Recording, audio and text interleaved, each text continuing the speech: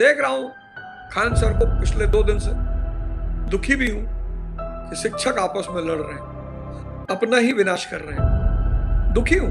हालांकि मैं जब फंसता हूं तो मेरा कोई मदद नहीं करता, मेरे पक्ष में कोई बोलता नहीं, लेकिन मेरे में और सब में तो अंतर रहेगा ही ना। मैं अगर ट्रॉल होता हूं, मैं अगर कहीं फंसता हूं तो मेरे पक्ष में कोई नहीं बोलेगा, लेकिन मुझे बड़ा दुख हो रहा है। मैं रोशन आनंद जी को भी जानता हूं उनके कुछ स्टूडेंट मुझसे कनेक्टेड हैं, अच्छे टीचर हैं। मैं खान को भी जानता हूं बहुत व्यक्तिगत, 1-2 बार 3 बार हमारी कार्यक्रमों में मुलाकात भी है। खान को एक बात समझना चाहिए था कि तुम ना तो गांधी फैमिली से हो, ना मुगल फैमिली से हो, ना यादव फैमिली से हो, ना अब्दुल्ला फैमिली से हो, ना करुणानिधि के फैमिली से हो, तुम सामान्य फैमिली से हो। जैसे ये सारी फैमिलियां तुमको चमकते हुए देखेंगी, उनको डर पैदा हो जाएगा कि अबे ये तो टीचरी की आड़ में कहीं और शॉट मार रहा है, ये तो मसीहा बन रहा है। 29 में कहीं ये बाजी तमाशे थोड़ी कहा था। अंजना दीदी कह रही है, अंजना दीदी कोई मामूली स्त्री नहीं है, आज तक पे है। अंजना दीदी कह रही है तो अंजना दीदी को कहीं ना कहीं से इंस्ट्रक्शन जरूर मिला है। अंजना दीदी खुद से क्यों कहेंगी?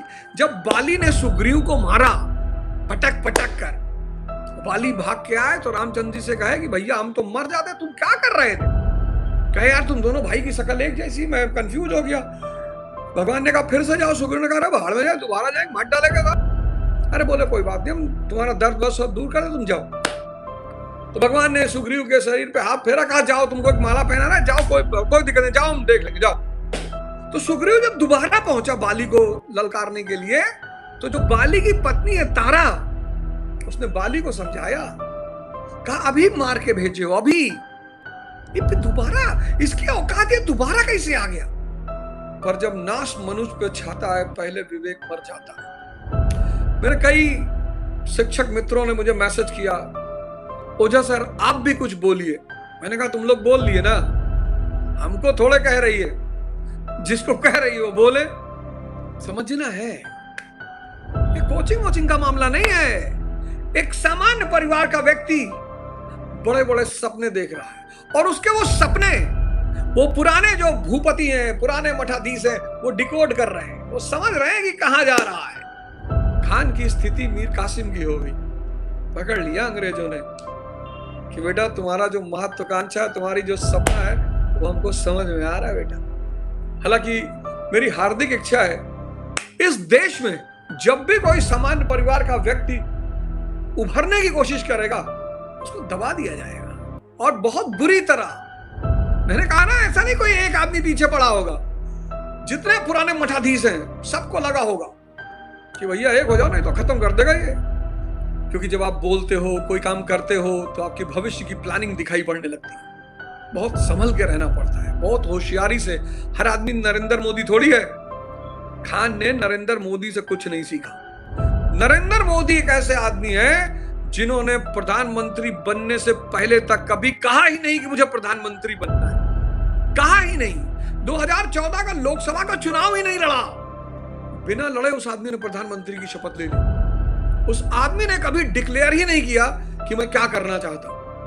वो आदमी को अगर आप उसका चेहरा देखो, मुख्यमंत्री बनने से पहले उनकी आप फोटो देखो, उनका आप बिहेवियर देखो, एड़ा बन के रहते थे वो। मैं उनकी इस कला को सलाम करता। उनको पता था कि अगर मैंने अपनी भावना को व्यक्त किया तो मैं पूरी तरह कुचल दिया जाऊंगा। आज 6 जून है, कॉकरोच जनता पार्टी जंतर मंतर पर अनशन करेगी। प्रजातंत्र में तो होता ही है, लेकिन सत्याग्रह, मैं इसीलिए गांधी जी को बहुत महान मानता हूं। सत्याग्रह, सत्य के लिए आग्रह और अहिंसा हमारी सरकार है। उसको हमें बताना है कि साहब हम परेशान हैं, बस हमारा देश है, इसका एक भी पत्ता टूटेगा तो वो हमारा ही नुकसान होगा। सबसे प्यारा तरीका अहिंसा और सत्याग्रह। अब जाइए, शांति से बैठिए, आप वहां बैठेंगे, सरकार को पता चल जाएगा, सरकार अपने प्रतिनिधि भेजेगी, आपसे बात करेगी, सबसे प्यारा मार्ग है ये, कि जनता तो राजा है और राजा को अगर कोई दिक्कत है तो राजा तो बताएगा भाई हमें दिक्कत है। तो दिक्कत का बताने का तरीका क्या है? अनशन।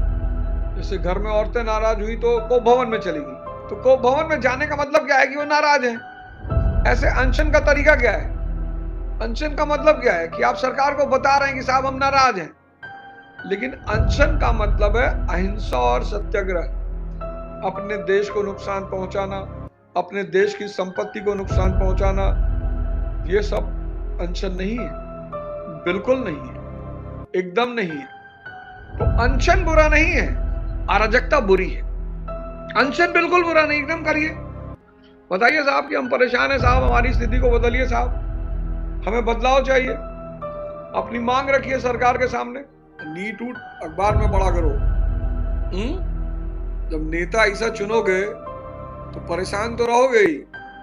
जब नेता ही चुन नहीं पाओगे, जिस देश का आदमी नेता ही नहीं चुन पा रहा है, डॉक्टर अच्छा चाहिए, इंजीनियर अच्छा चाहिए, टीचर अच्छा चाहिए, वकील अच्छा चाहिए, बस नेता अपराधी चाहिए। तो जब नेता अपराधी चाहिए तो व्यवस्था की आशा रखते हो हैं? डॉक्टर अच्छा चाहिए, टीचर अच्छा चाहिए, वकील अच्छा चाहिए, नेता अपराधी चाहिए। अबे जब नेता अपराधी चाहिए तो व्यवस्था की आशा रखते हो। अच्छा, जब अपराधी जीतेंगे तो सारी पार्टियां अपराधियों को ही टिकट देंगी, सामंतों को टिकट देंगी, दलालों को टिकट देंगी। तो पार्टियों को तो जीतना है, ऐसा कोई थोड़ी एक पार्टी कर रही है, सभी कर रहे हैं। जो जीतेगा पार्टी उसी को टिकट देंगी। पार्टियों का काम क्या है कि लोग जीते, सरकार बने। और जानती है जनता, भारत के राजनीतिक दल जाति देख के टिकट देते हैं व्यक्ति को, धर्म देख के टिकट देते हैं, जीत बाहुबल देख के टिकट देते हैं, क्योंकि वो जनता की मानसिकता जानते हैं, वो जनता की मानसिकता जानते हैं। तो जहां पर सामंत, बाहुबली, अपराधी, दलाल ये नेता होंगे, वहां तुम व्यवस्था की आशा रखे हो। वो तो तुम्हारा पेपर लीक हो गया तो तुम परेशान हो, नहीं होता तो तुम नहीं परेशान होते। जाओ सरकारी अस्पतालों की दशा देखो, कैसे लोग मर रहे हैं। जाओ सरकारी स्कूलों की दशा देखो, कैसे लोग जिंदगी जी रहे हैं। वो तो जब लोगों के ऊपर पड़ी तो लोग जिंदा हुए कि अरे भैया हम भी फंस गए, भैया हमारे साथ भी बदतमीजी हो रही है। अंग्रेजों ने यही तो किया। 1765 में बंगालियों को मारा तो बंगाली रोने लगे। जब बंगालियों को मारा तो दक्षिण भारत वाले बड़े खुश थे। फिर 1799 में दक्षिण भारत वालों को भी मारा। फिर 1820 में मराठियों को मारा, 43 में सिंधियों को मारा, 48 में पंजाबियों को मारा, 56 में फिर अवध को मारा। तो 1857 में सब ने गाल पे हाथ रख के खड़े हुए थे कि भाई साहब हमको भी मारा, भाई साहब मेरे साथ भी बदतमीजी की। तो सब एक हो गए, तो 1857 का विद्रोह हुआ। तो इस देश में तो आदमी इंतजार करता है ना कि मेरे साथ कब होगा। जहां पर नेता सामंत है, दलाल है, अपराधी है, बाहुबली है, वहां तुम व्यवस्था की आशा करोगे? बताओ क्या फायदा बोलने से? क्या मतलब है बोलने से? क्या होगा बोल के?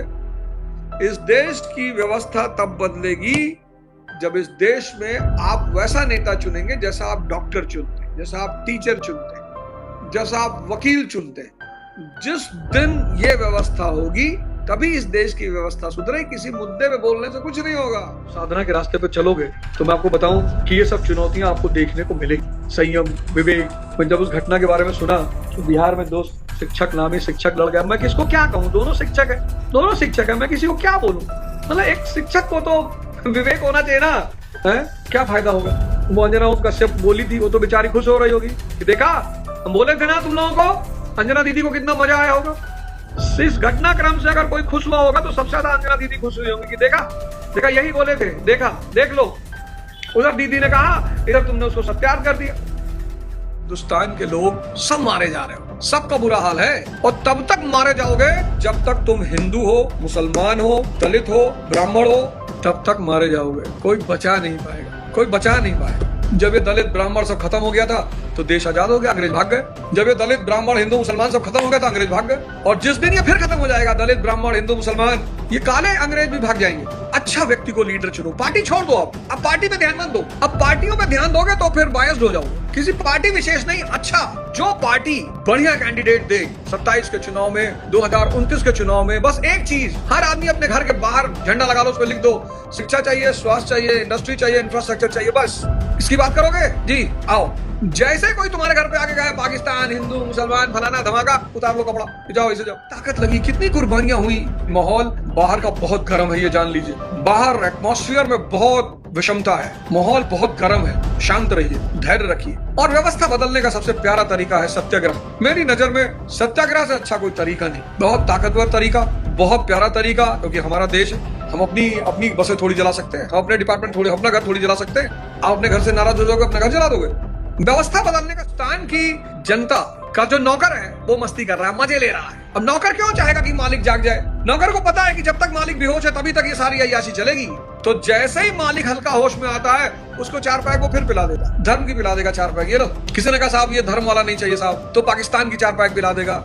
ले आओ भाई, नया ब्रांड पाकिस्तान सिंगल मॉल्ट, हाँ ले आओ पाकिस्तान।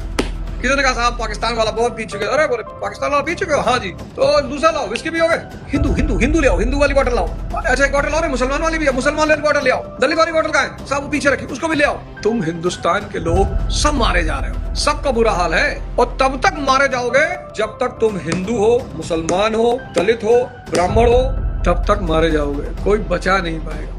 टीचरों से भाई, खान सर की कोचिंग पे हमला हो गया। भाई वो टीचर है, शिक्षक है, पढ़ा रहा है, कितने बढ़िया बढ़िया काम कर रहा है, हॉस्पिटल खोल दिया उसने। और क्या लोगे किसी शिक्षक से? मैंने किसी नेता को नहीं देखा जिसने हॉस्पिटल में 100 रुपए की जांच का सेंटर खुलवा दिया हो। सारे नेताओं के स्कूल और अस्पताल है, और कूट बोरा भर भर के पैसा लिया जाता है। भाई नेताओं ने जमकर पैसा कमाया, तो कपड़े की फैक्ट्री लगा नहीं सकते थे, क्योंकि ली जैसी पैंट नहीं बना पाएंगे, बर्बरी जैसी शर्ट नहीं बना पाएंगे।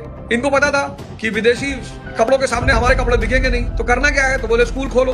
80% नेताओं का या तो स्कूल का बिजनेस है, या शिक्षा का, या हेल्थ का बिजनेस। इसीलिए तो सरकारी अस्पताल और स्कूल मरे पड़े हुए हैं। अगर सरकारी अस्पताल और स्कूल अच्छे हो जाएं, तो प्राइवेट स्कूल और प्राइवेट अस्पतालों को पूछेगा कौन? अगर BSNL अच्छा हो जाए तो एयरटेल को पूछेगा कौन? ये सब खेल है। पर ये खेल पता कैसे होता है? अगर मालिक अरबों रुपए का मालिक बेहोश है, तो नौकर क्या करेगा? मालिक की मर्सिडीज में घूमेगा, मालिक के फ्रिज से निकाल के बियर पिएगा, मालिक के बिस्तर पे जाके सोएगा, मालिक के पैसे का इधर उधर हिसाब करेगा, मालिक का पैसा लुटाएगा। हिंदुस्तान की जनता सो रही है। We the people of India solemnly resolve. और हिंदुस्तान की जनता राजा है, तो हिंदुस्तान की जनता का जो नौकर है वो मस्ती कर रहा है।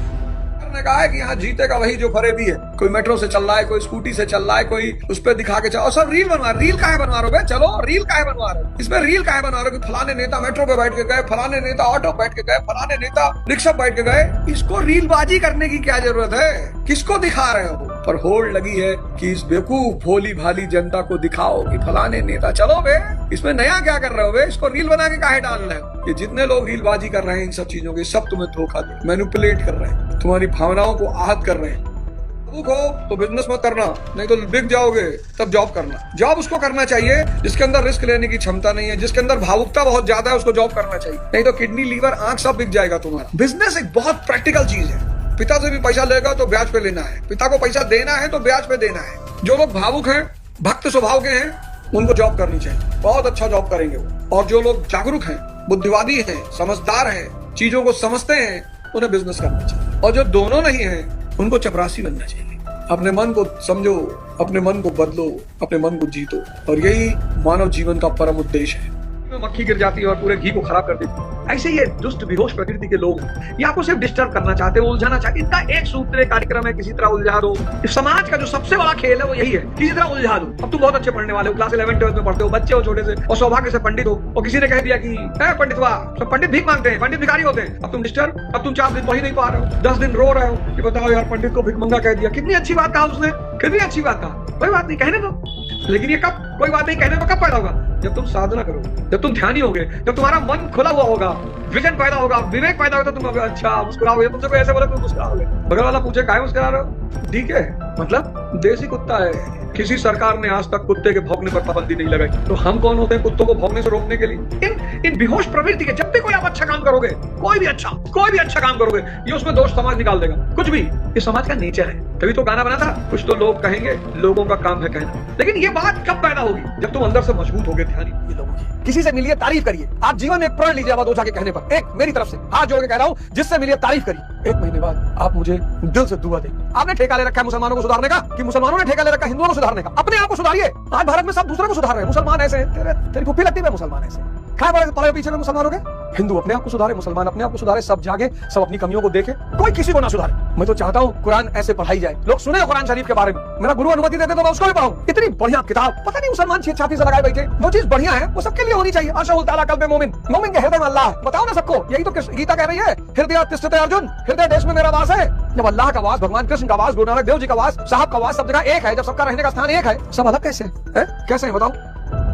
छोड़ी इसीलिए कि किसी की तरफ से बोलना ना पड़े। अच्छे लोगों को चुनिए। मेरा कोई आपसे कुछ नहीं कि फला पार्टी को दीजिए, फला नेता को दीजिए, मतलब ये कि मैं राजनीति में ही नहीं हूँ। आप अपनी मर्जी से वोट करिए। मैं किसी पार्टी की तरफ से आपको बोलने नहीं जाऊंगा फला पार्टी को वोट दे दीजिए, इस पार्टी को वोट दे दीजिए, इस जनता को, इस नेता को वोट। अरे आपकी मर्जी, आपका वोट है सर, आप चाहे जिसको दे, हमसे क्या लेना देना है? मैं किसी पार्टी का एजेंट हूँ। राजनीति छोड़ी इसीलिए कि किसी की तरफ से बोलना ना पड़े। लेकिन एक बात याद रखिए, अब अच्छे लोगों का चुनाव करिए। 2027 में, 2029 में एक कमर कसिए, बढ़िया बढ़िया नेता निकालिए। डॉक्टर अम्बेडकर जैसा नेता निकालिए, राम मनोहर लोहिया जैसा नेता निकालिए, अटल बिहारी वाजपेयी जैसा नेता निकालिए, एपीजे कलाम जैसा नेता निकालिए। अपने लिए जिए तो क्या जिए, तू जी दिल जमाने के लिए। अब इस देश को फिर से जागना होगा, खड़ा होना। किसी महापुरुष को कुछ मत कहिए। हाथ जोड़ता हूं आपको, कोई महापुरुष किसी जाति का नहीं है। डॉक्टर अम्बेडकर किसी जाति के नहीं, सबके हैं। किसी महापुरुष को कुछ मत कहिए। कोई दूसरा गाली भी दे रहा है, आपको यज्ञ सिखा दिया है मैंने, आंख बंद कर लीजिए, जला दीजिए सारी नेगेटिविटी को।